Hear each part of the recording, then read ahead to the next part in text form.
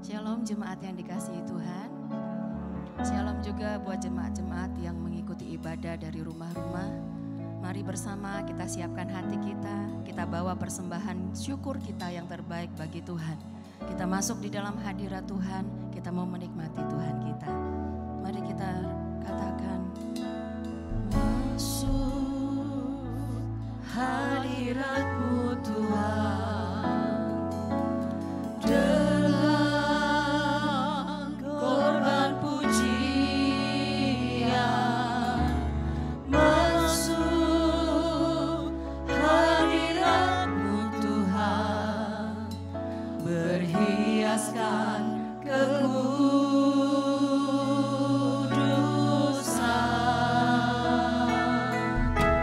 Di hadapan hadirat-Mu Tuhan, ku rasakan kedamaian. Di hadapan hadirat-Mu Tuhan, ku nampak keagungan.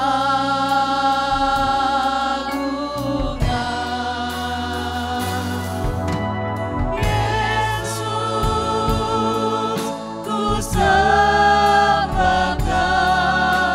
sujud di hadapan-Mu. Keinginan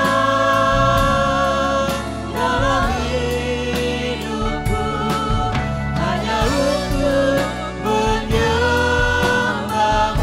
Mari kita masuk lebih lagi.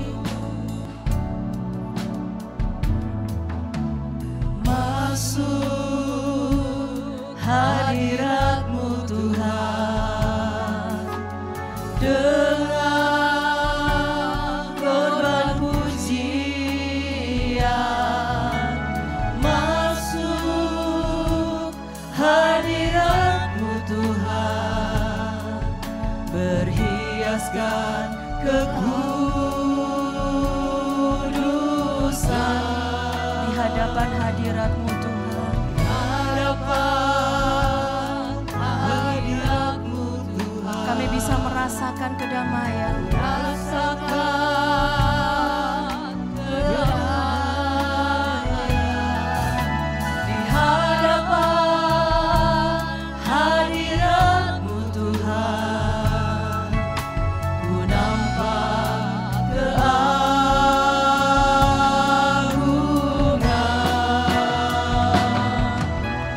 Yesus,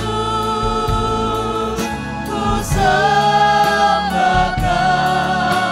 sujud di hadapan-Mu. Keinginan dalam hidupku hanya untuk menyembah-Mu. Yesus, ku sembah. Yesus, ku sembahkan, sujud di hadapan-Mu. Keinginan dalam hidupku hanya untuk menyembah-Mu. Mari kita katakan bersama, masuk hadirat-Mu Tuhan. Masuk hadirat-Mu Tuhan. Mari bersama kita bawa korban persembahan yang terbaik bagi Tuhan kita. Korban pujian. Masuk hadirat-Mu Tuhan, berhiaskan kekudusan. Sungguh hanya di dalam hadirat-Nya kita bisa menikmati kedamaian Tuhan. Hadirat-Mu Tuhan, ku rasakan kedamaian. Di hadapan hadirat-Mu Tuhan, ku nampak keagungan.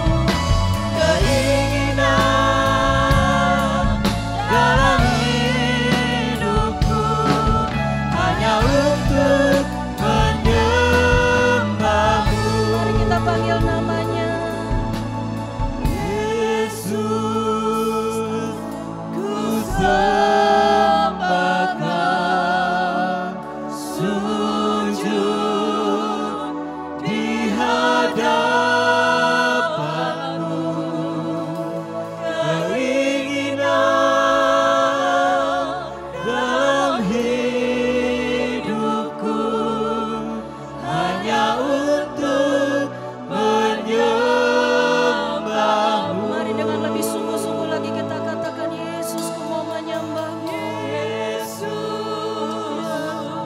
ku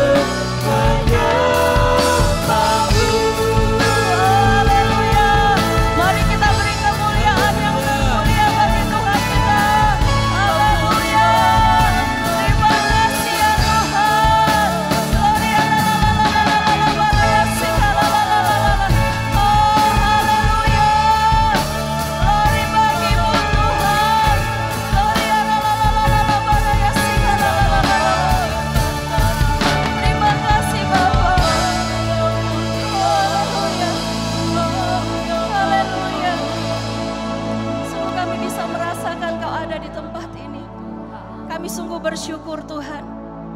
Kami sungguh bersyukur kami boleh menjadi milik kepunyaan-Mu. Terima kasih Bapa kalau Engkau boleh membawa kami lebih lagi di dalam hadirat-Mu. Kami sungguh rindu Tuhan. Biarlah hidup kami selalu menyenangkan hati-Mu Tuhan. Biarlah bibir mulut kami selalu mengagungkan Tuhan. Biarlah puji-pujian itu selalu keluar dari dalam hati kami yang menyenangkan hati-Mu Tuhan.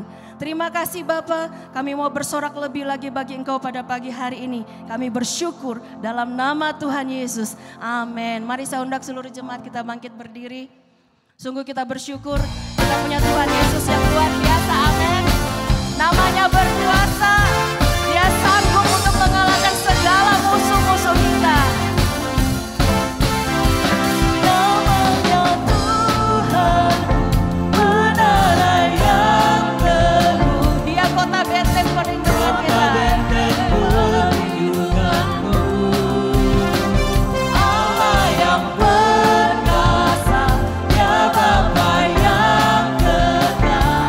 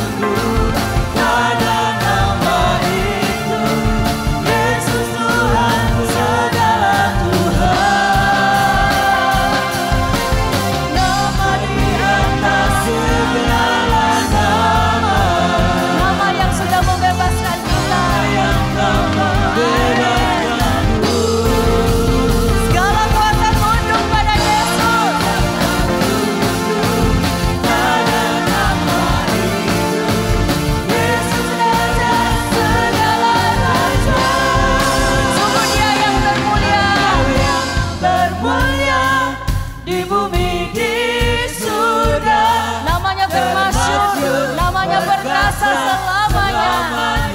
Amin. Engkau yang berkuasa di dalam segala hal. Ada kuasa dalam nama Yesus. Sungguh Dia yang termulia. Yang termulia di bumi di surga, termasuk berkuasa selamanya. Engkau yang berkuasa di dalam segala hal. Ada kuasa dalam nama Yesus. Sungguh ada kuasa dalam nama Yesus. Sekali lagi kita katakan ada kuasa dalam nama Yesus. Haleluya. Sungguh kita percaya nama Yesus kita berkuasa. Amin. Sungguh kita percaya. Amin. Amin. Kalau kita percaya nama Yesus kita berkuasa, maka hidup setiap orang percaya itu pasti akan luar biasa. Amin. Karena nama Yesus kita berkuasa. Nama Yesus kita sanggup membebaskan kita dari setiap kutuk, dari setiap masalah yang ada. Saudara percaya Tuhan Yesus berkuasa. Amin. Saudara percaya Tuhan Yesus kita dahsyat. Amin. Kalau percaya mari sama-sama kita katakan Yesusku dahsyat. Yesusku dahsyat, ku tergantung kepadamu. Kau Tuhan yang setia di pihakmu. Amin. Yesusku dahsyat,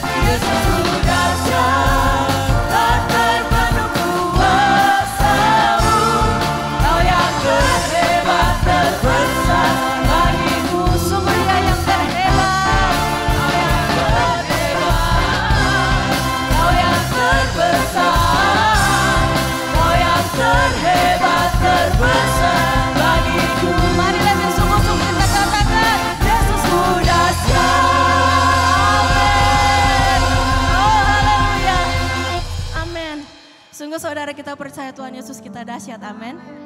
Sungguh hidup bersama dengan Tuhan itu luar biasa indahnya. Saya persilakan jemaat untuk duduk kembali.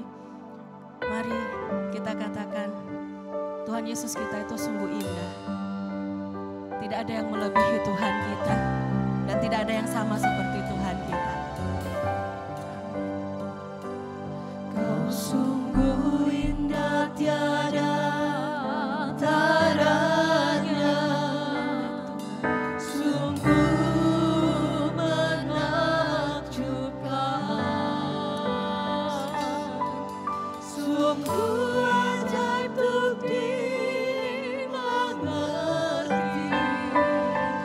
lebih dari semua yang ada.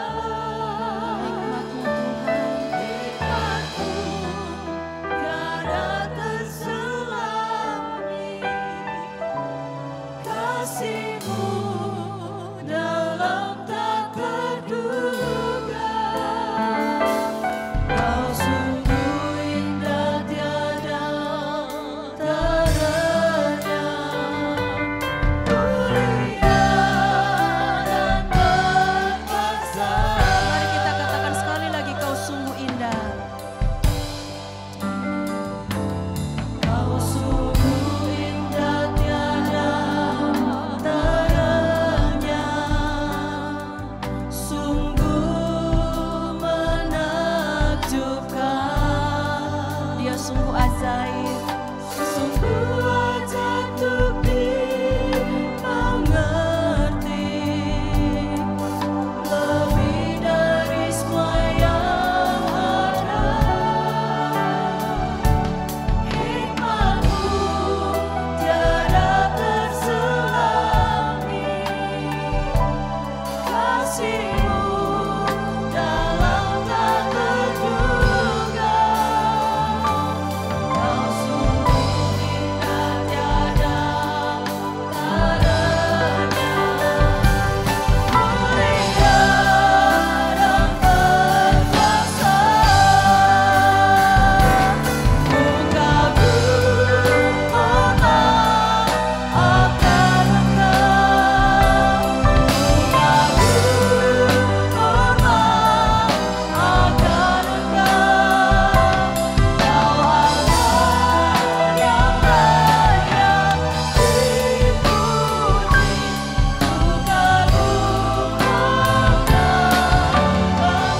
Mari kita katakan bersama, Kau sungguh indah tiada taranya Tuhan.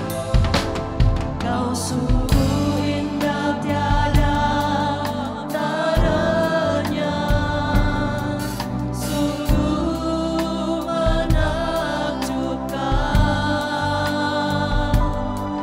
sungguh ajaib untuk dimengerti, lebih dari semua yang ada. Hikmat-Mu tiada terselami, kasih-Mu dalam tak terduga. Kau sungguh indah tiada taranya, mulia dan berkuasa.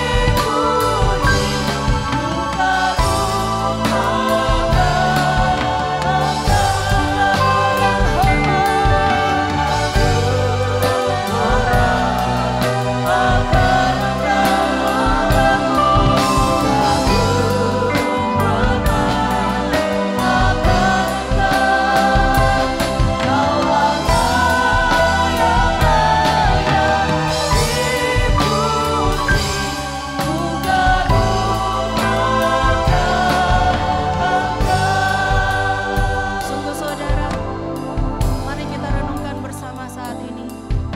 Bagi setiap kita, Siapa sih Tuhan Yesus itu? Bagi setiap saudara dan saya, siapakah Tuhan itu buat kita? Kalau kita mengerti Tuhan Yesus itu siapa buat kita, kalau kita tahu Dia itu pribadi yang seperti apa buat kita, maka tidak ada alasan untuk kita tidak mengagumi Dia. Tidak ada alasan buat kita untuk tidak menghormati Dia. Tidak ada alasan buat kita untuk tidak setia kepada Dia. Kalau saudara percaya Dia Tuhan di dalam hidupmu, kalau saudara percaya Dia Allah di dalam hidupmu, kalau saudara percaya Dia Allah yang berkuasa di dalam hidupmu, jangan pernah ragu untuk ikut Tuhan. Oleh sebab itu mari sama-sama kita katakan, ku kagum hormat. Dengan sungguh-sungguh kita katakan, ku kagum hormat akan Engkau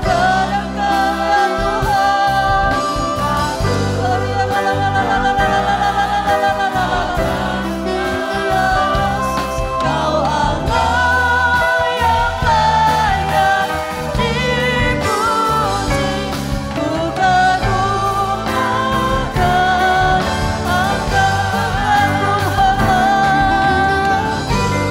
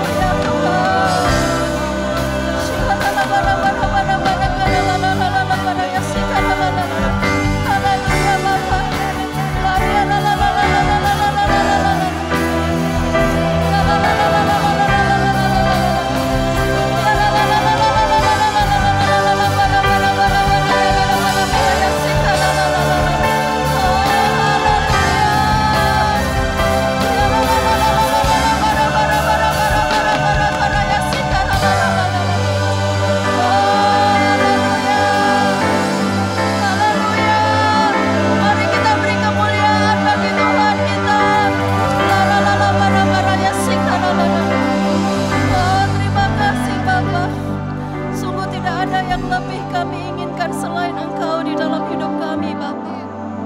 Sungguh Tuhan, segala pujian, hormat, syukur kami hanya bagi-Mu.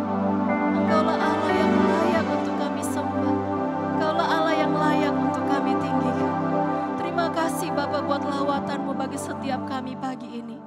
Biarlah Tuhan, lebih lagi ya Roh Kudus Engkau berbicara bagi kami pribadi lepas pribadi. Nyatakan apa yang menjadi kerinduan hati-Mu bagi setiap kami. Dan kami minta Tuhan, Roh Kudus, mampukan kami untuk bisa melakukan apa yang Tuhan mau di dalam hidup kami. Biarlah hati yang taat, hati yang sungguh-sungguh mau melakukan apa yang Tuhan perintahkan bagi kami, itu ada pada kami. Roh Kudus, ini waktu-Mu, berbicaralah bagi setiap kami, hati kami siap. Dalam nama Tuhan Yesus, haleluya, amin. Mari kita siapkan hati kita untuk lebih lagi dengar firman Tuhan.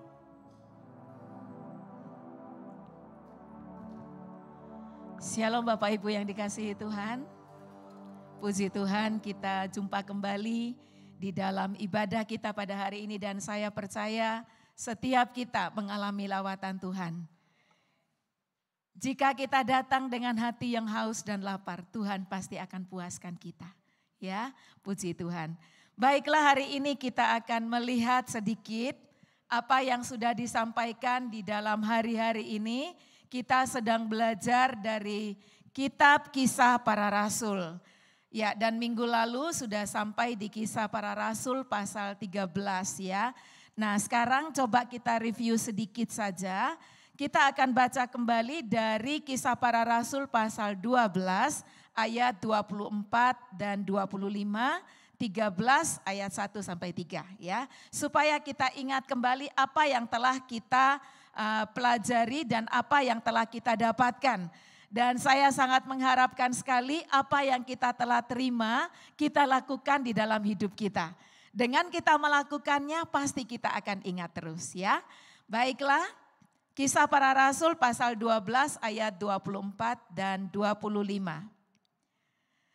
Maka firman Tuhan makin tersebar dan makin banyak didengar orang.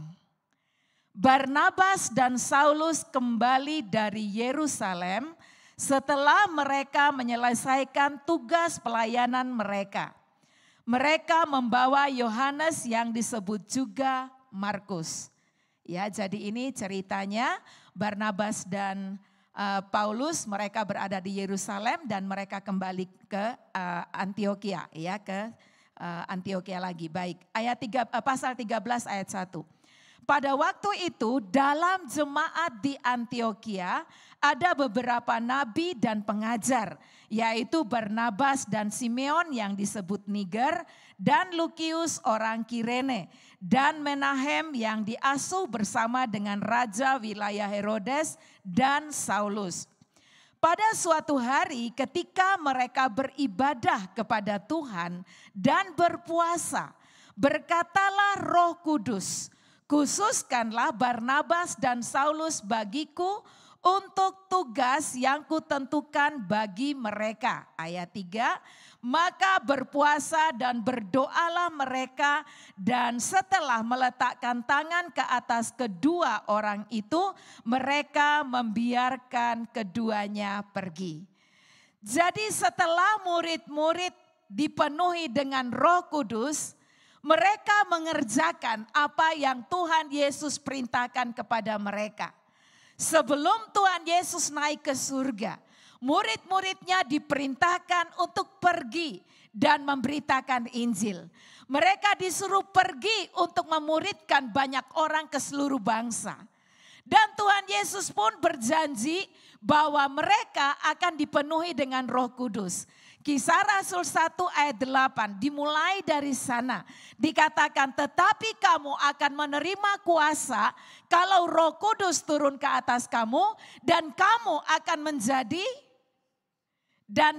akan menjadi saksiku. Ya. Jadi kita melihat tujuan daripada Roh Kudus dicurahkan, diberikan kepada murid-murid supaya mereka melakukan apa yang Tuhan Yesus mau. Yang Tuhan Yesus mau mereka pergi memberitakan Injil. Dan ini digenapi, kamu akan menjadi saksiku di mana? Di Yerusalem, di seluruh Yudea, Samaria, dan sampai ke ujung bumi. Sampai kemana-mana, sampai ke semua bangsa. Tuhan Yesus menghendaki supaya Injil, berita Injil diperdengarkan ke seluruh dunia. Ke pelosok-pelosok, kemanapun juga Injil harus diberitakan. Berita Injil hanya satu, yaitu berita tentang Tuhan Yesus yang adalah satu-satunya juru selamat dunia. Itu berita Injil. Bagaimana Yesus menyelamatkan dunia? Dia harus datang ke dunia. Dia harus mati di atas kayu salib. Dan bagi semua orang yang percaya akan apa yang telah dilakukannya, percaya dan menerimanya, maka dia diangkat menjadi anak-anak Allah.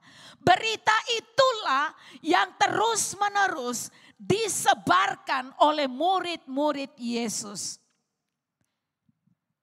Di dalam pemberitaan Injil, ada kesempatan, ada tantangan. Namun modal utama di dalam diri murid-murid adalah Roh Kudus. Tuhan Yesus menginvestkan rohnya ke dalam pribadi setiap murid-murid agar mereka berani memberitakan Injil. Haleluya. Mereka terus melakukannya. Dan ketika ada tantangan, dimulai dari Stefanus yang mati dibunuh, apakah mereka berhenti memberitakan Injil? Tidak. Mereka terus melakukannya. Mereka tersebar kemana-mana, kata firman Allah. Seperti yang sudah kita pelajari. Apakah mereka bersembunyi dan mereka berhenti memberitakan Injil? Tidak. Mereka terus melakukan itu. Dan kita pun melihat Yakobus mati dibunuh. Apakah mereka berhenti memberitakan Injil? Tidak. Mereka terus melakukannya. Dan kita sudah belajar minggu lalu ya. Paulus muncul. Siapa Paulus atau nama lamanya adalah Saulus? Dia adalah salah seorang yang menyetujui Stefanus dibunuh. Tuhan bekerja. Tuhan melakukan suatu transformasi besar-besaran di dalam diri seorang Saulus. Dia bertemu dengan Yesus Tuhan itu. Dan sejak saat itu dia sungguh-sungguh melakukan apa yang Tuhan inginkan di dalam hidupnya. Dia dipanggil Tuhan untuk menjadi seorang murid yang dipakai untuk bangsa-bangsa lain. Nah, minggu lalu yang diingat firman Tuhannya apa? Coba, ada di antara kita yang masih ingat? Di tengah-tengah minggu saya bertanya kepada seseorang dan dia berkata, ingat Kak, ingat apa? Ingat semut. Ingat minggu lalu tentang semut? Bagaimana kisah semut? Semut rajin bergerak. Semut yang bagaimana yang tidak bergerak katanya minggu lalu? Halo, semut apa? Nah, kalau bilang semut ingat semua ya. Semut yang mati ya. Kita tidak boleh menjadi jemaat yang tidak bergerak. Kita harus bergerak. Sama seperti Tuhan Yesus mencurahkan Roh Kudus kepada murid-muridnya. Roh Kudus dipenuhkan di dalam diri Paulus. Roh Kudus yang sama ada di dalam diri kita. Sejak kita percaya Tuhan Yesus, itu roh itu ada di dalam diri kita. Dan Roh Kudus yang sama yang menggerakkan murid-murid untuk memberitakan Injil. Yang menggerakkan Paulus untuk memberitakan Injil. Saya percaya Roh Kudus yang sama akan menggerakkan kita terus memberitakan Injil. Siap? Siap? Oh haleluya. Ada yang siap, ada yang masih mikir-mikir. Gimana caranya memberitakan Injil? Gampang kok memberitakan Injil. Bilang aja Tuhan Yesus juru selamat. Tuhan Yesus sudah mati untukmu. Dia mengampuni dosamu dan dia mengangkat engkau menjadi anak-anaknya. Haleluya. Cuman itu aja kok ya. Oke, baiklah. Hari ini kita akan teruskan. Kita melihat setelah Paulus dan Barnabas kembali ke Antiokhia. Di dalam ayat 4 dari pasal 13. Di sana dikatakan oleh karena disuruh Roh Kudus. Barnabas dan Saulus berangkat ke Seleukia dan dari situ mereka berlayar ke Siprus. Lanjut. Setiba di Salamis mereka memberitakan firman Allah di dalam rumah-rumah ibadat orang Yahudi. Dan Yohanes menyertai mereka sebagai pembantu mereka. Kita lanjutkan ayat 6. Mereka mengelilingi. Lihat itu, mereka mengelilingi seluruh pulau itu sampai ke Pafos. Di situ mereka bertemu dengan seorang Yahudi bernama Bar Yesus. Ia seorang tukang sihir dan nabi palsu. Intinya di Pafos ini mereka ketemu dengan tukang sihir. Dan Paulus menegur tukang sihir ini karena dia menghalang-halangi seorang gubernur untuk percaya kepada Tuhan di saat Paulus memberitakan Injil. Dan Bar Yesus atau nama lainnya Elimas ini dikatakan buta, ya, buta. Dan Paulus ngomong, kamu akan buta selama beberapa hari. Nah, melihat itu Sergius Paulus si sang gubernur akhirnya percaya. Di ayat 12 berkata, melihat apa yang telah terjadi itu, percayalah gubernur itu, ia takjub oleh ajaran Tuhan. Keberhasilan terjadi. Paulus berhasil. Ya, sehingga Sergius Paulus boleh percaya kepada Tuhan Yesus. Apakah stop sampai di situ? Oh, aku sudah berhasil ya. Selesai sudah. Tidak. Kita lanjut hari ini dari ayat 13 sampai Kisah Para Rasul pasal 14.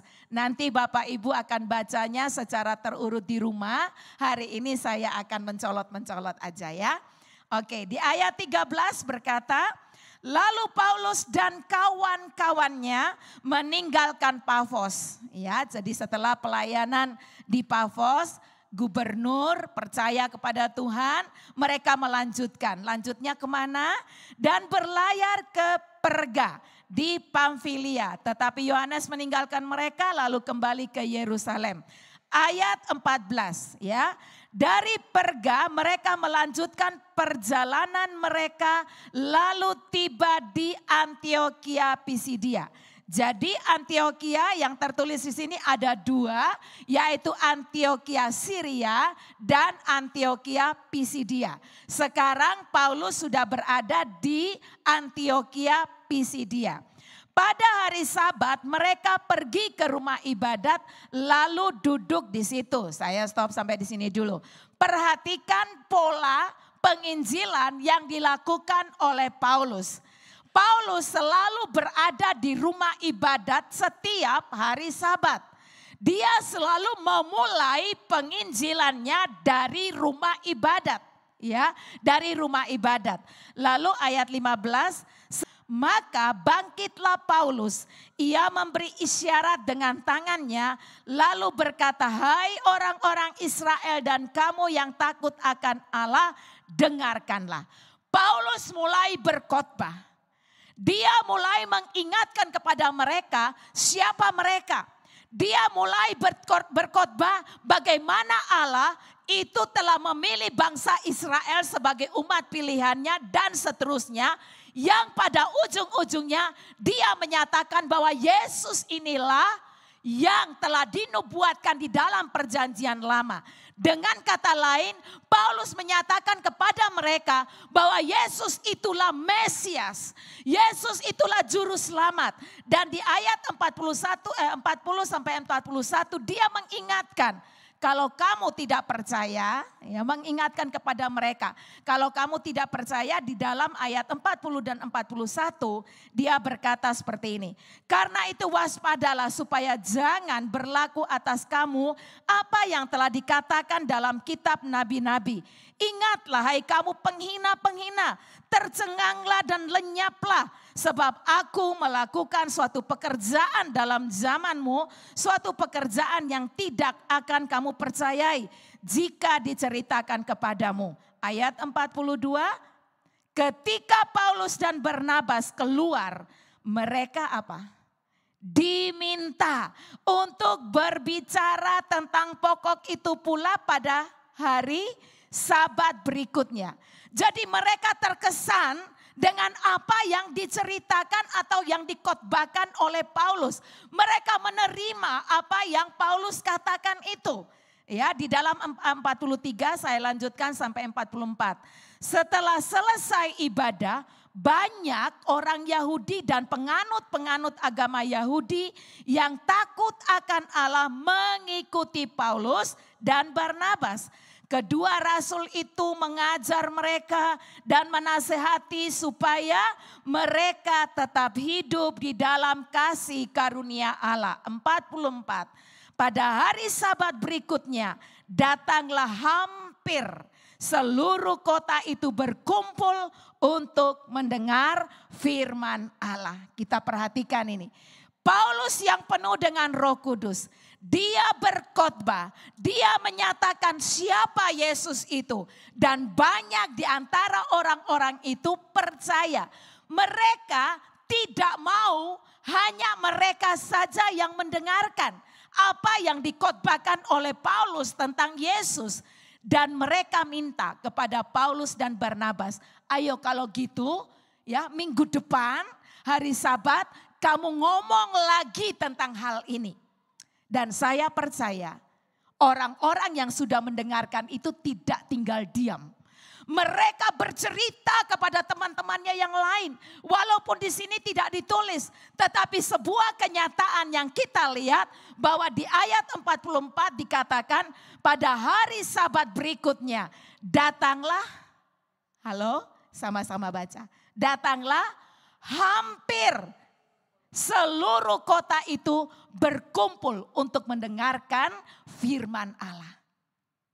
Orang kalau mengalami sentuhan Tuhan di dalam sebuah ibadah, dia tidak akan tinggal diam. Dia akan bercerita, dia akan mengajak yang lain, ayo datango, kan gitu. Dan itu dilakukan oleh orang-orang atau jemaat yang ada di Antiokhia ini. Mereka berbicara, mereka mengajak yang lain sehingga yang mendengarkan firman Allah makin banyak. Nah, tadi saya katakan di saat ada kesempatan untuk memberitakan Injil, Paulus melakukan itu. Tetapi apakah hanya ada kesempatan? Ini yang kita harus paham. Di dalam memberitakan Injil, ketika ada kesempatan untuk memberitakan Injil, jangan lupa ada juga yang namanya tantangan. Di dalam pemberitaan Injil itu tidak mulus-mulus aja. Mungkin kita berkata, bukankah Tuhan Yesus berkata, pergilah, ya jadikanlah segala bangsa muridku, aku menyertai kamu sampai kepada kesudahan alam. Nah, kalau Tuhan Yesus itu menyertai, kenapa ada tantangan? Bapak Ibu, Alkitab mengajarkan kepada kita, di mana ada kesempatan, di situ juga pasti akan ada yang namanya tantangan. Ya, ini harus kita pahami. Kalau kita mau memberitakan Injil, dua hal ini pasti akan kita alami. Tetapi ingat, penyertaan Tuhan tetap nyata pula di dalam kehidupan mereka. Kita lihat selanjutnya di dalam ayat yang ke-45. Apa yang dialami oleh Paulus dan Barnabas. Ayat 45 saya bacakan. Akan tetapi ketika orang Yahudi melihat orang banyak itu, penuhlah mereka dengan apa? Iri hati. Dan sambil menghujat, mereka membantah apa yang dikatakan oleh Paulus. Ada tantangan. Paulus dibantah. Ada orang-orang yang iri hati. Ya, ada orang-orang yang menolak. di dalam pemberitaan Injil ada yang menerima, ada yang menolak. Jangan jauh-jauh. Di dalam sebuah ibadah ketika khotbah diberitakan, ada yang respon positif, ada pula yang respon negatif. Pasti akan ada. Tetapi saya berdoa supaya di tempat ini semuanya merespon dengan positif firman Allah. Ya. Ini yang dialami oleh Paulus. Tetapi apakah Paulus itu berhenti? Ayat 46 dan 47 sampai 48 berkata demikian. Tetapi dengan berani Paulus dan Barnabas berkata, kebenaran itu tidak bisa disembunyikan. Kebenaran itu harus diucapkan.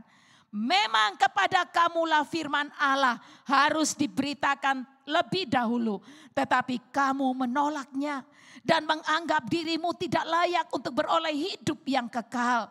Karena itu kami berpaling kepada bangsa-bangsa lain. Karena di dalam jemaat itu telah ada selain dari orang-orang Yahudi yang percaya kepada Tuhan Yesus. Makanya Paulus berkata seperti ini. Sebab inilah yang diperintahkan kepada kami. Inilah yang dialami oleh Paulus. Aku telah menentukan engkau menjadi terang bagi bangsa-bangsa yang tidak mengenal Allah. Supaya engkau membawa keselamatan sampai ke ujung bumi. Mendengar itu bergembiralah semua orang yang tidak mengenal Allah. Dan mereka memuliakan firman Tuhan. Dan semua orang yang ditentukan Allah untuk hidup yang kekal menjadi percaya. Ayat 49. Lalu firman Tuhan disiarkan di seluruh daerah. Kita melihat. Di dalam jemaat Antiokhia ini ada orang Yahudi dan juga ada orang-orang non-Yahudi. Itulah yang dikatakan tadi orang-orang yang tidak mengenal Allah.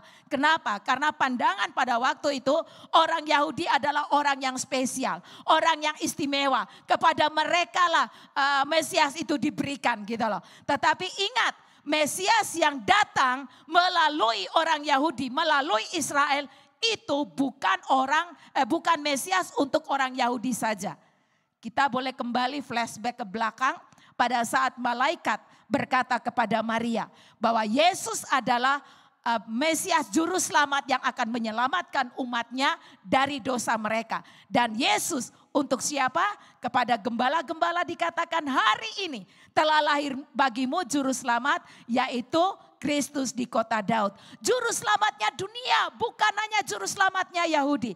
Dan ini disinilah dimulai penginjilan itu untuk orang-orang non-Yahudi juga. Dan puji Tuhan banyak di antara mereka yang telah mengalami atau menerima Yesus sebagai Mesias. Lalu selanjutnya, apakah Paulus hanya berhenti sampai di situ? Tidak juga. Tantangan muncul terus menerus ya. Capek enggak ya? Ya capek, tetapi tidak pernah berhenti ya. Ayat 50 sekarang kita baca. Orang-orang Yahudi menghasut perempuan-perempuan terkemuka yang takut akan Allah dan pembesar-pembesar di kota itu. Dan mereka menimbulkan apa Bapak Ibu? Penganiayaan atas siapa? Paulus dan Barnabas, dan mengusir mereka dari daerah itu. Tantangan datang lagi. Orang-orang yang iri tadi itu mereka melanjutkan, ya. Tidak cukup hanya satu kali, tapi hasutan-hasutan terus dilancarkan supaya Paulus dan Barnabas stop gitu ya. Tetapi mereka tetap tidak stop. Kenapa ya kok mereka iri hati? Karena takut kehilangan anggota. Ya kan? Mereka takut kehilangan pengikut. Ini sudah banyak ini yang terima Yesus nih, ya, sebagai Mesias. Nah, mereka kehilangan pengikutnya, makanya mereka semakin gencar. Mereka tidak mau percaya, ya. Lanjut ayat 51 dikatakan, akan tetapi Paulus dan Barnabas mengebaskan debu kaki mereka sebagai peringatan bagi orang-orang itu, lalu pergi kemana sekarang? Ikonium. Di sini gak diterima lagi, enggak apa-apa. Tetapi benih sudah ada di situ.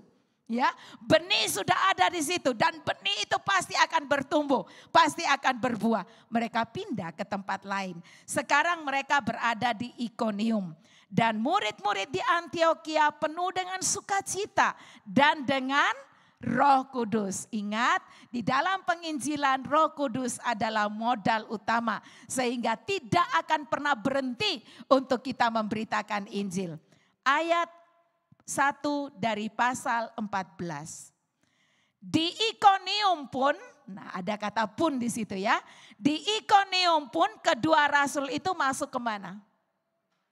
Ke rumah ibadat orang Yahudi, lalu mengajar sedemikian rupa sehingga sejumlah besar orang Yahudi dan orang Yunani menjadi percaya. Lihat, basic daripada pelayanan Paulus itu selalu rumah ibadat. Oleh karena itu ya, sebagai anak-anak Tuhan, jangan pernah pisahkan dirimu dari rumah ibadat. Rumah ibadatnya kita hari-hari ini adalah gereja. Jangan pernah memisahkan diri dari gereja. Jangan pernah meninggalkan gereja. Bapak Gembala selalu mengatakan bahwa gereja adalah gudang, tempat di mana orang-orang atau anak-anak Tuhan atau murid-murid Kristus dilatih untuk menjadi laskar-laskar Kristus. Ya, di gereja. Jangan pernah bilang, aku di rumah juga bisa berdoa kok. Gereja tetap menjadi yang prioritas kita. Kalau saudara ingin memberitakan Injil, jadikanlah gereja sebagai basic daripada hidupmu. Karena di gereja engkau akan terus dimuridkan untuk menjadi murid-murid Kristus sejati. Untuk menjadi murid-murid Kristus yang misioner, yang tidak takut kepada apapun juga di dalam hal pemberitaan Injil. Lihat apa yang dilakukan oleh Paulus ini. Rumah ibadat selalu menjadi prioritasnya dia. Sebagai anak-anak Tuhan jangan pernah meninggalkan gereja. Jadikanlah gereja sebagai tempat di mana engkau dimuridkan. Dan jadikanlah gereja itu, istilah kita di dalam hari-hari ini adalah rumah keduamu. Ya, rumah keduamu. Hari Minggu engkau harus ada di gereja. Jangan jadikan hari Minggu sebagai hari libur yang membuat engkau pergi kemana-mana. Pergi kemana-mana enggak boleh. Bukan begitu. Utamakan dulu gereja. Setelah itu saudara boleh pergi untuk memberitakan Injil di tempat-tempat di mall, di tempat-tempat rekreasi, terserah. Ya, ini penting buat kita. Jangan tinggalkan, ya, jangan tinggalkan gereja. Terus berada di dalam gereja. Jadilah murid Tuhan yang sejati. Jadilah murid Tuhan yang terus dibentuk di dalam rumah ibadat. Namun di sini Paulus bukan untuk dimuridkan, tetapi dia memuridkan. Di antara kita bisa kita saling memuridkan satu dengan yang lainnya. Kalau saja kita mengakui bahwa Roh Kudus ada di dalam diri kita, maka Roh itu akan mendorong kita untuk saling memuridkan satu dengan yang lainnya. Saya lanjutkan di sini. 14 ayat 1, yang dilakukan oleh Paulus adalah terus mengajar. Padahal mereka di tempat sebelumnya tadi, mereka diapakan? Dianiaya, diusir, ya. Waduh, jadi muridnya Tuhan Yesus ini kok si angel mentok gitu ya. Enggak, Paulus tetap melakukan. Sulit betul, tetapi bukan berarti tidak maju. Ya, saya katakan sekali lagi, sulit betul, tapi bukan berarti kita stop. Kita harus terus maju. Ayat yang kedua, tantangan datang lagi. Ya, di ayat kedua dari Kisah Rasul pasal 14, apa yang dikatakan di sana? Tetapi orang-orang Yahudi yang menolak pemberitaan mereka memanaskan hati orang-orang yang tidak mengenal Allah dan membuat mereka gusar terhadap saudara-saudara itu. Paulus dan Barnabas tinggal beberapa waktu lamanya di situ. Mereka mengajar dengan berani karena mereka percaya kepada Tuhan. Dan Tuhan menguatkan berita tentang kasih karunia-Nya dengan mengaruniakan kepada mereka apa? Kuasa untuk mengadakan tanda-tanda dan mujizat. Perhatikan di sini ya. Ada orang-orang yang iri tadi itu loh, yang tidak menerima pemberitaan itu. Ya. Lalu mereka mulai menghasut, ya. Mereka mulai mempengaruhi yang lain Sehingga saudara-saudara itu menjadi gusar. Tapi Barnabas dan Paulus yang penuh dengan Roh Kudus, mereka tahu apa yang harus mereka lakukan. Mereka terus menguatkan dan Tuhan turut bekerja, memberikan kuasa kepada Paulus dan Barnabas sehingga mereka mengadakan tanda-tanda dan mujizat. Kita lihat, tentunya orang-orang yang iri ini tadi juga mereka melihat sebetulnya ada tanda-tanda dan mujizat. Tapi hati mereka sudah dikeraskan. Ya, hati mereka dikeraskan sehingga mereka tidak mau melihat kuasa Tuhan yang besar. Mereka tidak mau menerima apa yang Paulus dan Barnabas lakukan itu. Ayatnya yang keempat. Tetapi orang banyak di kota itu terbelah menjadi dua. Nah, itu lihat. Ya, ada yang memihak kepada orang Yahudi dan ada pula yang memihak kepada kedua rasul itu. Maka mulailah orang-orang yang tidak mengenal Allah dan orang-orang Yahudi bersama-sama dengan pemimpin-pemimpin mereka menimbulkan suatu gerakan untuk apa? Menyiksa dan melempari kedua rasul itu dengan batu. Usaha-usaha untuk menyingkirkan pemberita-pemberita Injil telah dimulai sejak dulu. Ya, sejak dulu. Sampai ini masih ada, masih.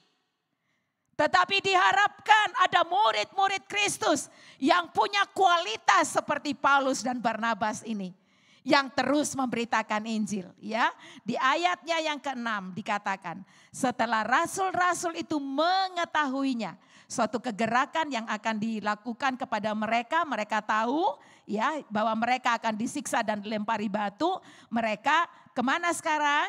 Menyingkirlah mereka ke kota-kota di Likaonia, yaitu Listra dan Derbe dan daerah sekitarnya. Di Ikonium mereka mengalami tantangan, sekarang mereka pergi ke tempat yang lain, yaitu ke Listra dan Derbe. Nah, kita lihat ayat 7, di situ mereka apa? Apa yang dilakukan Paulus dan Barnabas? Kok gak berhenti ya? Ya, kok gak berhenti? Tantangannya banyak, makin banyak. Sekarang jemaat yang di sini sudah terbelah jadi dua. Ada yang ikut kepada yang nolak, ada yang ikut kepada Barnabas dan Paulus. Kok tidak berhenti aja ya? Tidak, mereka terus memberitakan Injil. Nanti kita akan lihat di clue-nya nanti apa yang menyebabkan mereka terus memberitakan Injil. Kita lanjut dulu di ayat yang ke-8 dari pasal 14. Di Listra ada seorang yang duduk saja karena lemah kakinya dan lumpuh sejak ia dilahirkan dan belum pernah dapat berjalan. Ya, di mana di Listra ini ada apa dikatakan? Ada orang yang lemah kakinya, nggak bisa jalan sejak lahir. Ya, lalu apa yang dilakukan oleh Paulus di situ nanti kita lihat. Ia duduk mendengarkan. Orang yang lemah ini dia mendengarkan pemberitaan Paulus. Ketika Paulus berbicara dan Paulus menatap dia dan melihat bahwa, baca sama-sama, ia beriman dan dapat disembuhkan. Paulus dengan mata rohaninya melihat kepada yang lemah ini, kepada si lemah kaki ini, kepada yang tidak bisa berjalan ini. Mata iman dan mata rohnya tertuju kepada orang itu. Dan Paulus melakukan sesuatu. Ayat 10. Lalu kata Paulus dengan suara nyaring, berdirilah tegak di atas kakimu. Dan orang itu melonjak, berdiri, lalu berjalan kian kemari. Haleluya. Yesus yang diberitakan Paulus itu adalah Mesias. Dia adalah juru selamat. Dia telah berkata bahwa segala kuasa ada di tanganku di bumi dan di surga. Paulus percaya kepadanya. Paulus dipanggil untuk memberitakan Yesus dan Paulus melakukannya. Bagi yang melakukan kuasa dan mujizat terjadi lewat hidupnya. Paulus melakukan mujizat.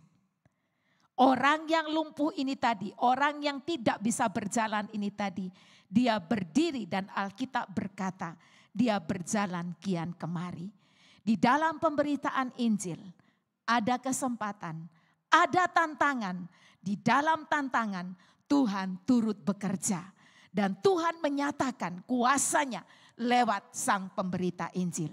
Karena itu saya mendorong kita, di dalam engkau dan aku memberitakan Injil, pasti akan ada yang menolak, ada yang menerima. Tetapi jangan pernah berhenti, teruslah melakukannya. Karena Tuhan Yesus terus menyertai engkau juga. Kuasa untuk melakukan tanda-tanda dan mujizat ada pada setiap kita yang melakukan pemberitaan Injil.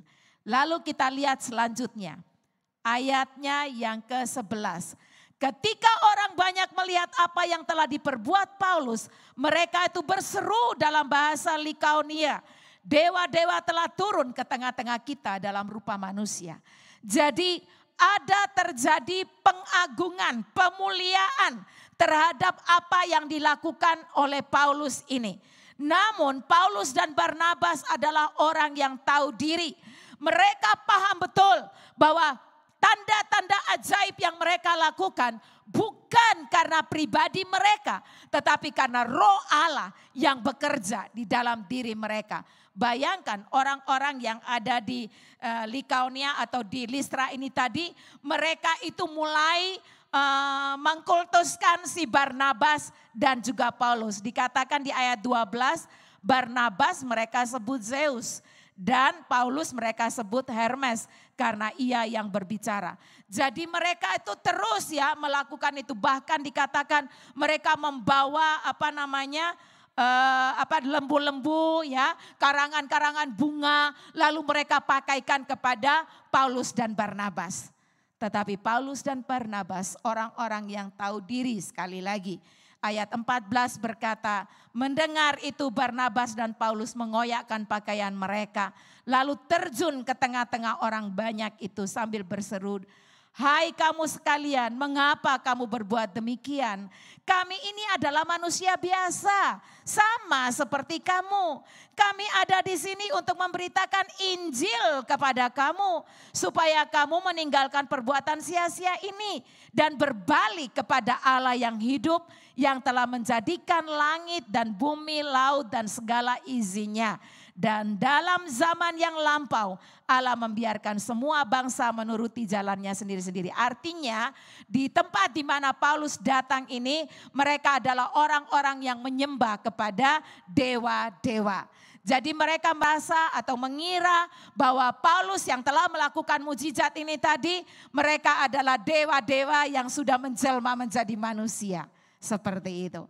Tetapi Paulus kembali menceritakan kepada mereka, mengatakan kepada mereka bahwa Paulus dan Barnabas pun adalah orang-orang biasa. Dan mereka datang ke kota itu untuk memberitakan Injil. Ya, di mana ada pemberitaan Injil, kuasa Allah di situ dinyatakan. Namun lagi-lagi, di mana ada kesempatan, di situ pasti ada tantangan. Di dalam tantangan ada mujizat. Itu yang kita terus lihat ya di dalam pasal-pasal ini. Ayat 19. Tetapi datanglah orang-orang Yahudi dari Antiokhia. Dikejar Bapak Ibu. Ya, dikejar. Musuh ini gak terima ya. Gak berhenti sampai di Antiokhia aja. Mereka terus kemana Paulus pergi mereka ikut terus. Musuh selalu mengikuti ya. Datanglah orang-orang Yahudi dari Antiokhia dan Ikonium. Tentu lebih banyak lagi nih ya. Dan mereka membujuk orang banyak itu memihak mereka. Lalu mereka baca sama-sama. Melempari Paulus dengan batu dan menyeretnya keluar kota. Kalau yang ini nggak bisa menghindar ini ya. Dan lalu apa? Karena mereka menyangka bahwa ia telah, berarti ini babak belur tidak ya? Halo, babak belur enggak ini? Iya, pastinya. Ya, karena disangka udah mati kan, makanya diseret keluar kota kan gitu. Ya, ini sudah setengah mati nih. Kalau menurut kita, tapi kalau menurut mereka sudah mati, ya. Tetapi apa yang dilakukan? Lagi-lagi mujizat itu dinyatakan. Ketika ada hati yang tulus untuk tetap pergi memberitakan Injil, kuasa Tuhan dinyatakan. Lek babak belur itu di zaman kita sekarang kemana perginya? Halo?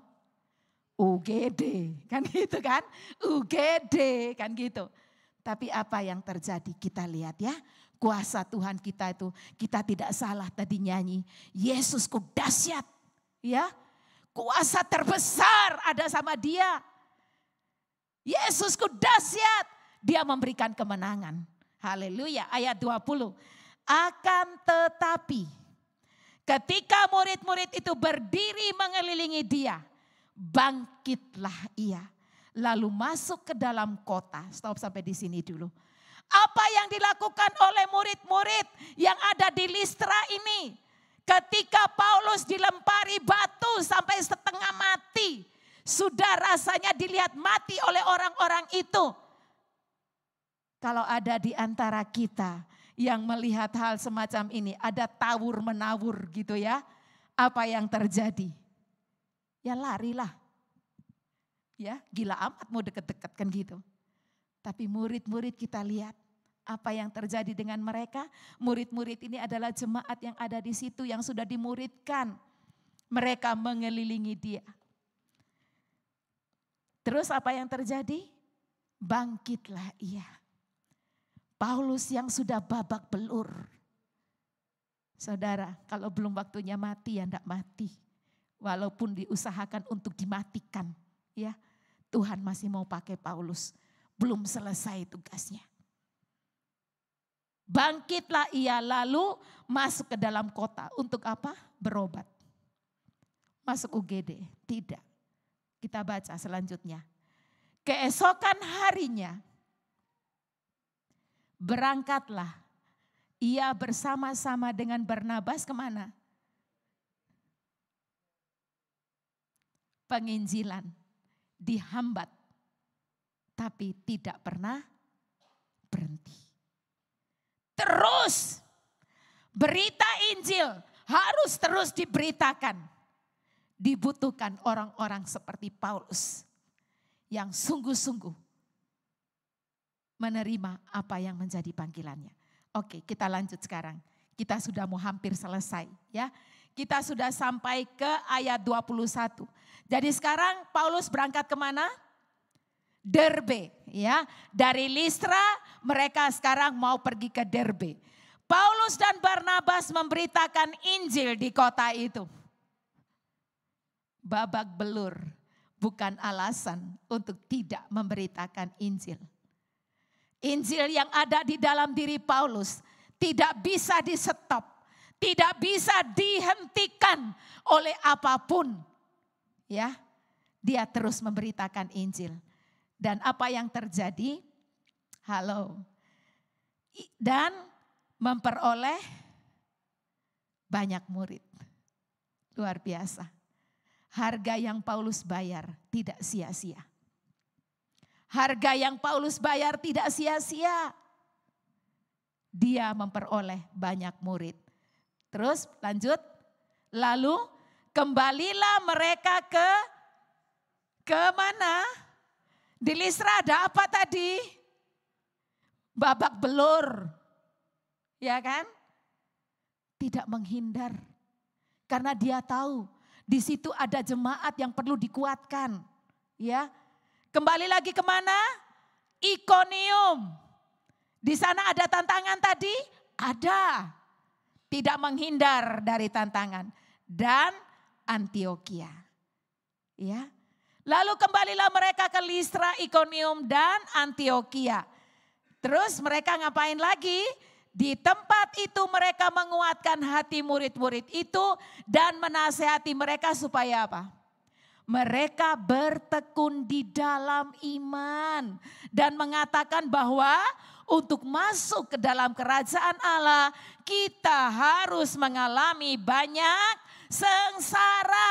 Apa yang Tuhan Yesus katakan?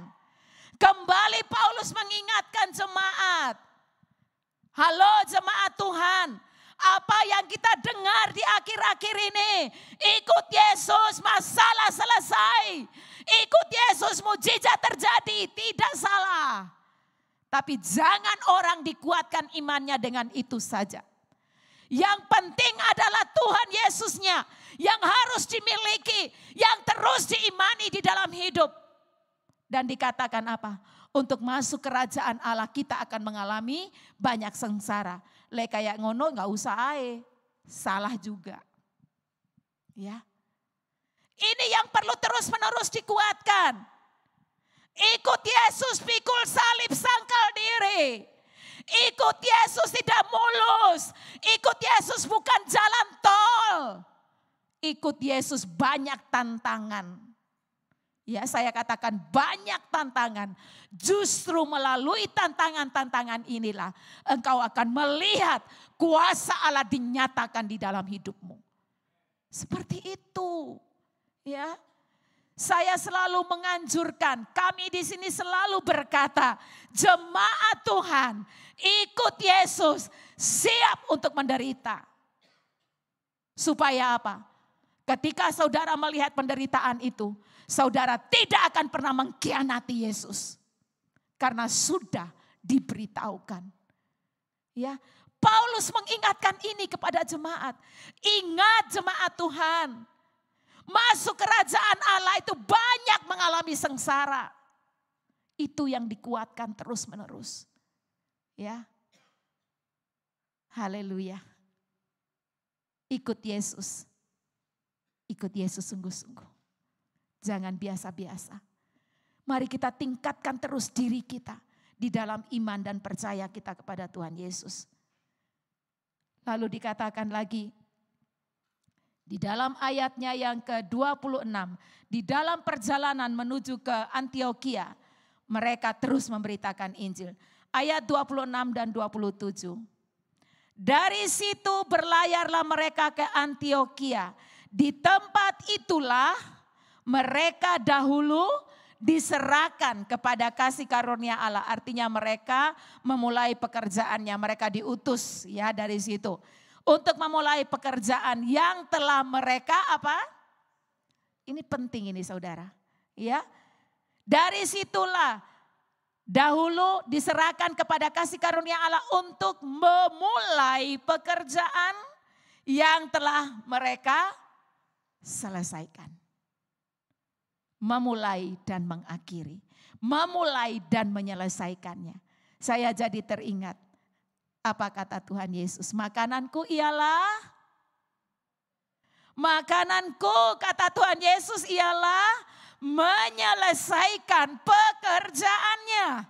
Itu pula yang dilakukan oleh Paulus dan Barnabas. Ketika mereka diutus untuk pergi memberitakan Injil. Mereka kembali. Selesai. Walaupun babak belur. Walaupun ada banyak penolakan, tetapi mereka pun melihat hasilnya. Kita lihat di ayat 27, mereka memberikan laporan pertanggungan jawabnya, LPJ-nya. Setibanya di situ mereka memanggil jemaat berkumpul. Lalu mereka menceritakan segala sesuatu yang Allah lakukan dengan perantaraan mereka. Dan bahwa ia telah membuka pintu bagi bangsa-bangsa lain kepada iman. Ini dia. Paulus menerima tugas untuk pergi memberitakan Injil. Dia melakukannya sampai selesai. Dia kembali memberikan laporan pertanggungan jawabnya kepada jemaat yang telah mengutus mereka. Bapak Ibu yang dikasihi Tuhan. Tadi saya katakan di dalam memberitakan Injil ada kesempatan, ada tantangan. Di dalam tantangan Allah turut bekerja menyatakan kuasa dan mujizatnya.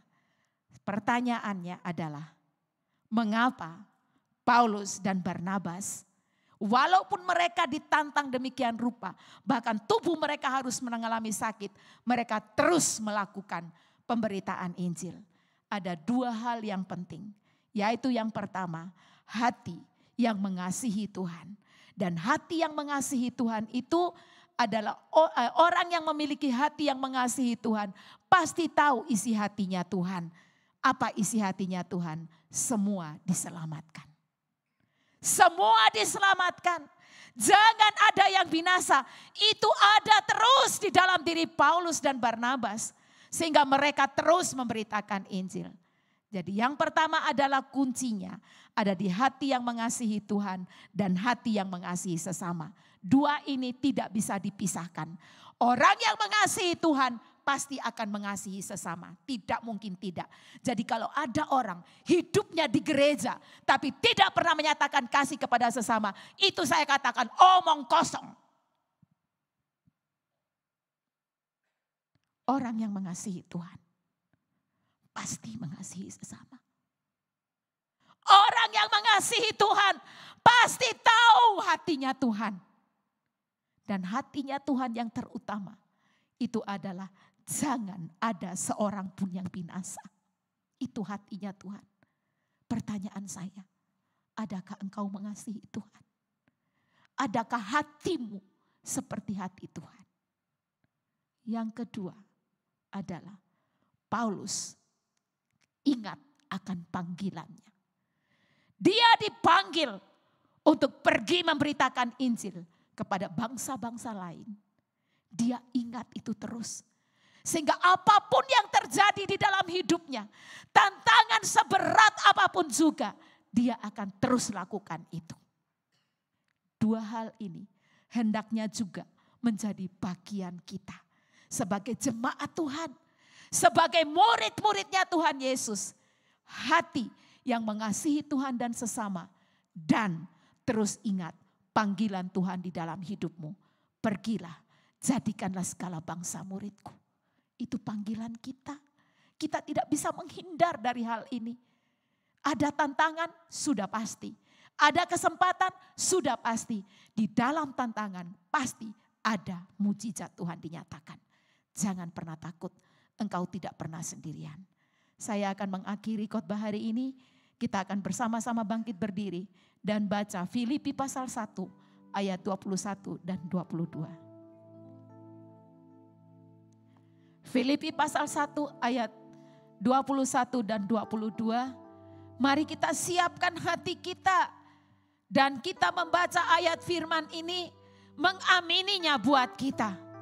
Ini adalah tulisan Paulus kepada jemaat di Filipi.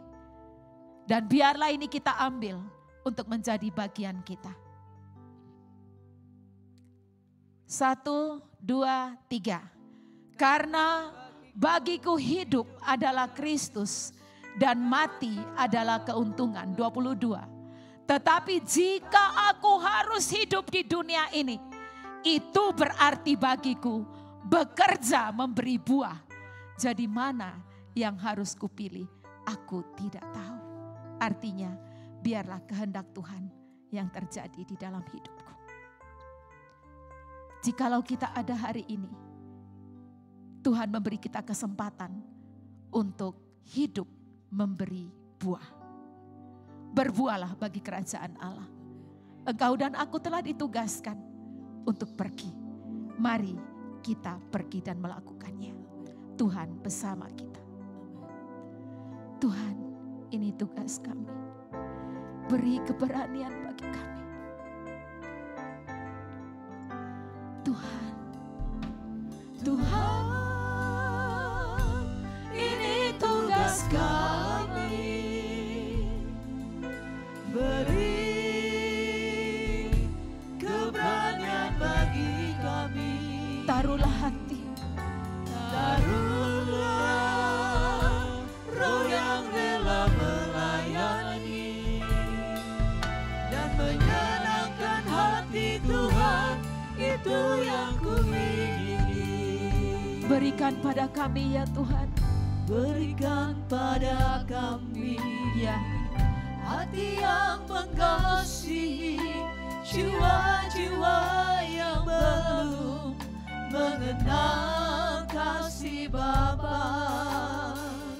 Mereka yang dalam gelap, mereka yang tersesat, hati kami iba seperti hatimu Yesus. Tuhan, ini tugas kami.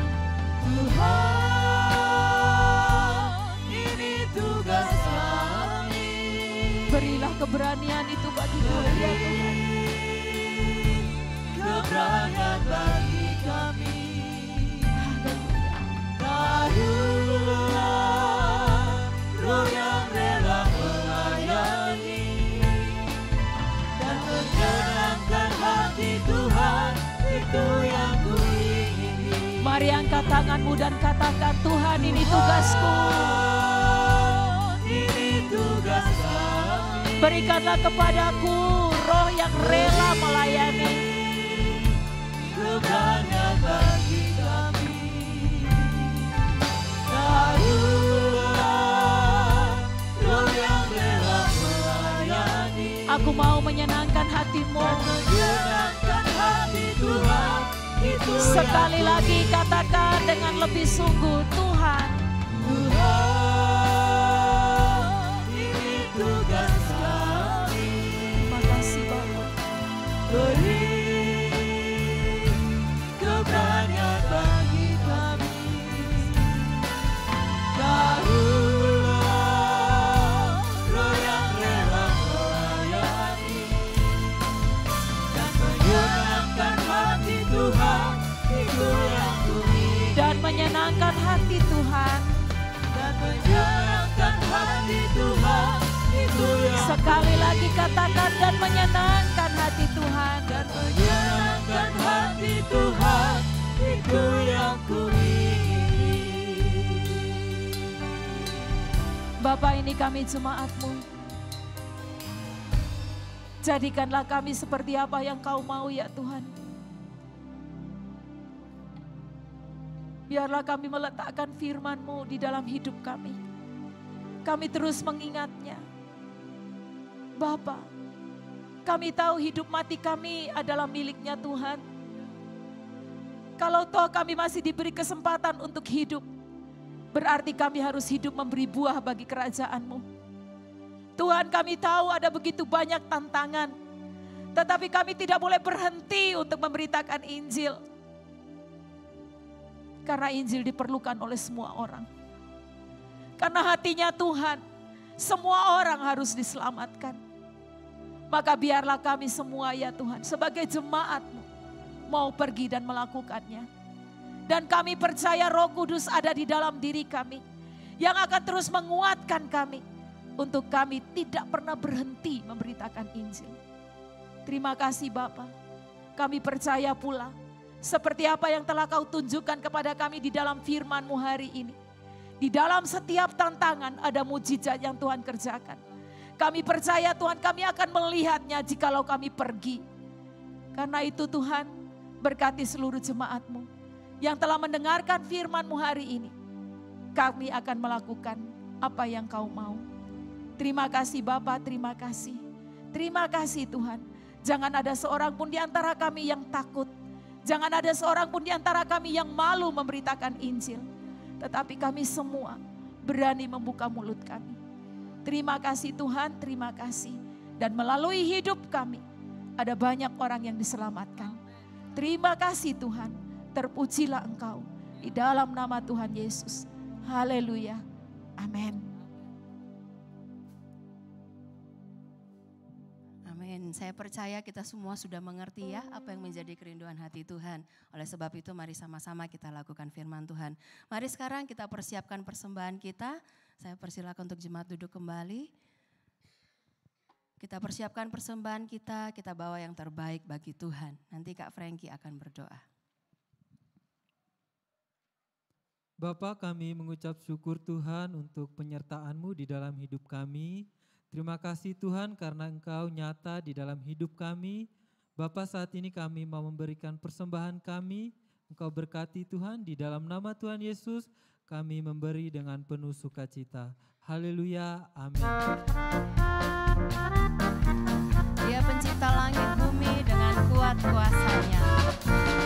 Oh Tuhan, pencipta langit bumi dengan kuat kuasa-Nya.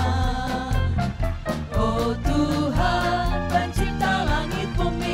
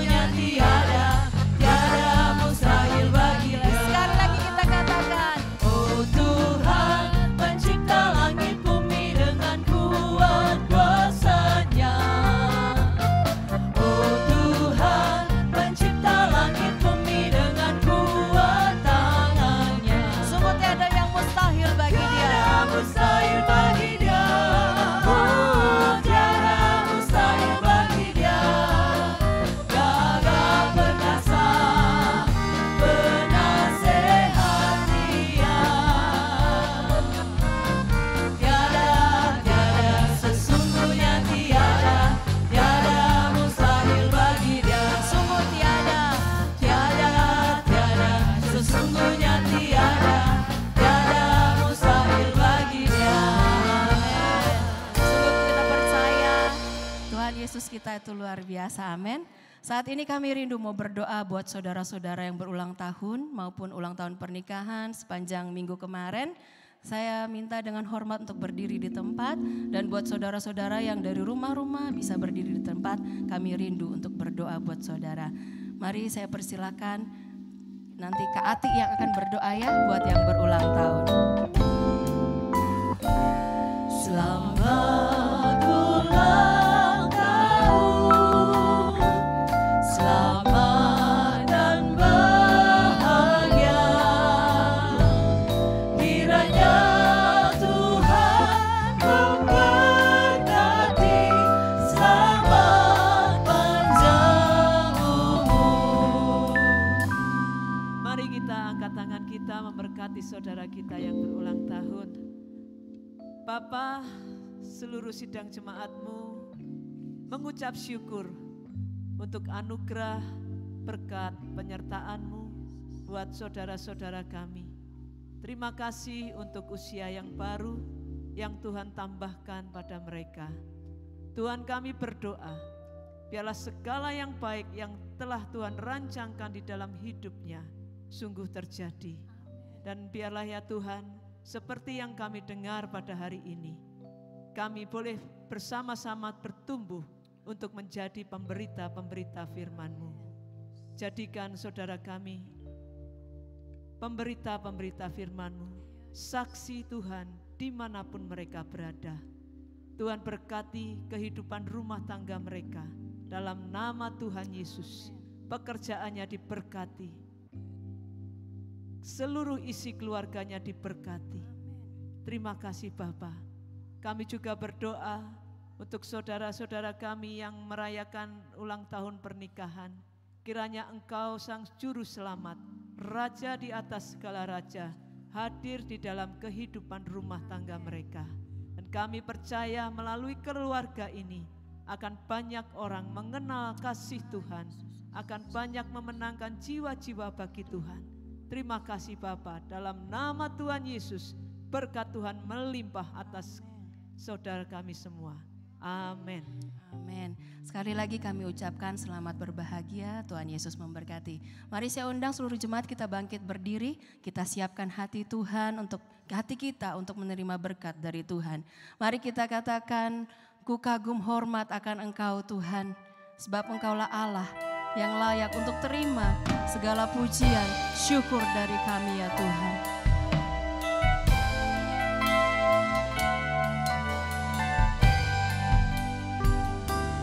Ku kagum hormat akan Engkau, ku kagum hormat akan Engkau, Kau Allah yang layak dipuji. Ku kagum akan Engkau, ku kagum hormat akan Engkau, ku kagum hormat akan Engkau, Kau Allah yang layak dipuji. Ku kagum akan Engkau.